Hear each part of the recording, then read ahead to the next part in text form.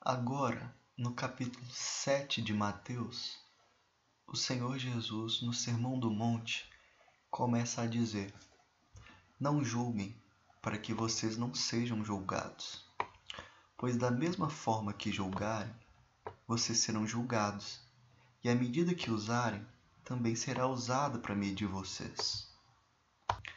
Nessa mesma ideia, Romanos 2 diz: Portanto, você que julga os outros é indesculpável, pois está condenando a si mesmo naquilo em que julga, visto que você que julga pratica as mesmas coisas. Sabemos que o juízo de Deus contra os que praticam tais coisas é conforme a verdade. Assim, quando você, um simples homem, os julga, mas pratica as mesmas coisas, pensa que escapará do juízo de Deus? E continuando em Mateus capítulo 7, Jesus propõe: Por que você repara no cisco que está no olho do seu irmão e não se dá conta da viga que está em seu próprio olho? Como você pode dizer a seu irmão: Deixe-me tirar o cisco do seu olho quando há uma viga no seu? Hipócrita, tire primeiro a viga do seu olho, então você verá claramente para tirar o cisco do olho do seu irmão. Não deem o que é sagrado aos cães, nem atirem suas pérolas aos porcos. Caso contrário, estes a pisarão, e aqueles, voltando-se contra vocês, os despedaçarão. A partir do versículo 7, Jesus traz um encorajamento à oração. Peçam e lhes será dado. Busquem e encontrarão. Batam e a porta lhes será aberta. Pois todo aquele que pede, recebe, o que busca, encontra, e aquele que bate, a porta será aberta. Em Mateus, no capítulo 21, versículo 22, o Senhor Jesus diz: E tudo o que pedirdes em oração, crendo, o recebereis.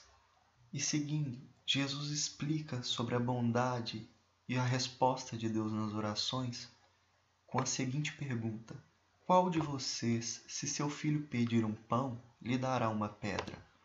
Ou pedir um peixe, lhe dará uma cobra? Se vocês, que são seres humanos, vocês que são maus, sabem dar coisas boas aos seus filhos, quanto mais o Pai de vocês, que está no céu, dará coisas boas aos que lhe pedirem. E no versículo 12, Jesus resume toda a lei e os profetas. Assim, em tudo, façam aos outros o que vocês querem que eles lhe façam. Nessa simples frase, nesse simples ato, está resumido todos os mandamentos e as profecias. Porque se você faz aos outros o que você quer que te façam, logo você não matará, você não furtará, você não desejará a mulher do próximo ou os bens do próximo. Essa é a chamada lei de ouro. Faça aos outros aquilo que vocês querem que seja feito a vocês.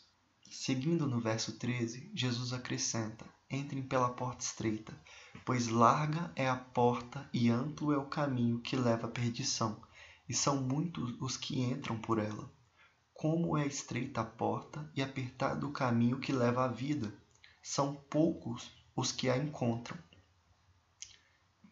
A partir do versículo 15, Jesus nos alerta a respeito dos falsos profetas.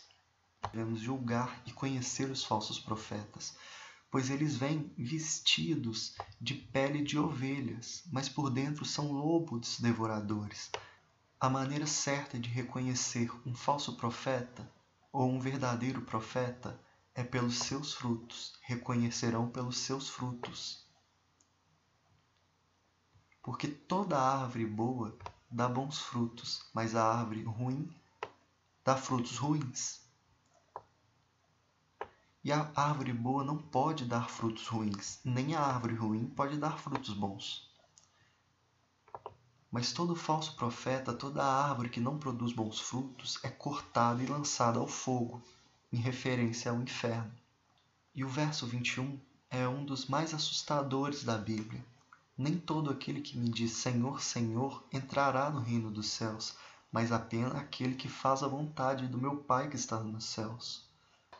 Jesus, no versículo 22, diz que naquele dia as pessoas vão se justificar dizendo: Nós profetizamos no seu nome, nós expulsamos demônios, Nós realizamos muitos milagres e Jesus vai dizer a eles claramente: eu nunca vos conheci, afastem-se de mim todos aqueles que praticam o mal.